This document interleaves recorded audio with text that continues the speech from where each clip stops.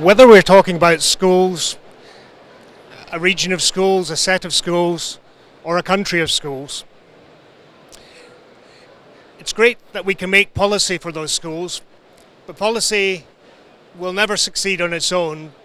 Policy requires implementation, and implementation requires people who are engaged in making that policy work.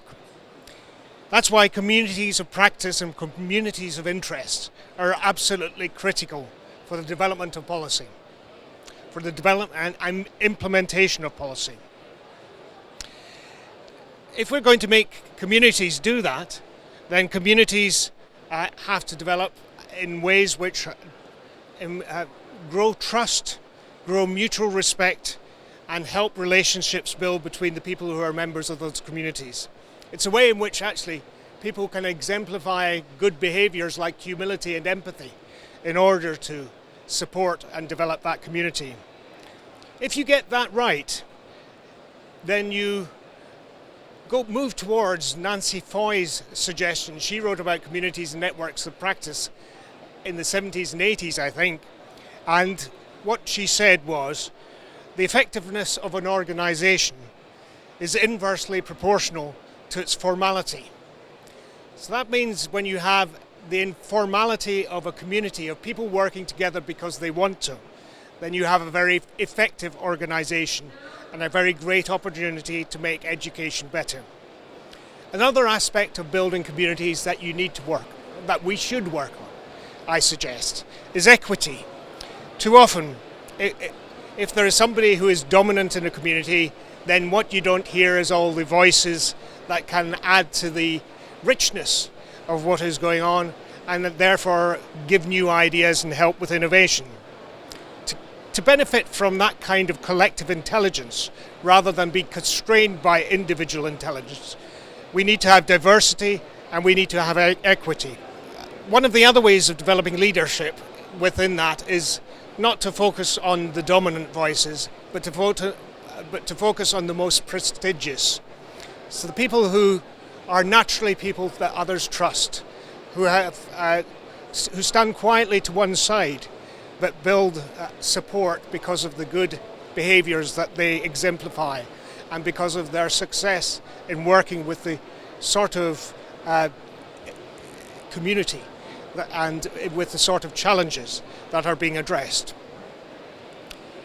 Another aspect in developing successful communities is to not expect to take on all the roles oneself or with a small group of people, but the community only really works as a community when you develop the agency of all those people who are involved in it.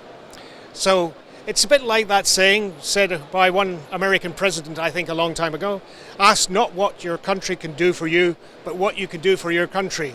And I suggest we might change that just a little bit to ask not what your community can do for you, but what you can do for your community.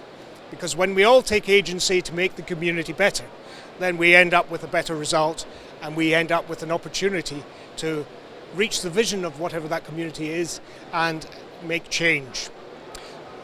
So don't be the object of change, be an agent of that change. And one last thing for communities in education.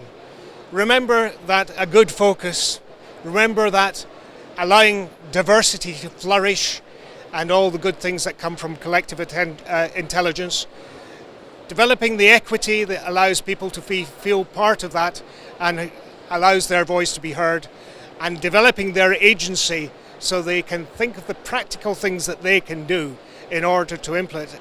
That's the way we head for real innovation. And just one last thought.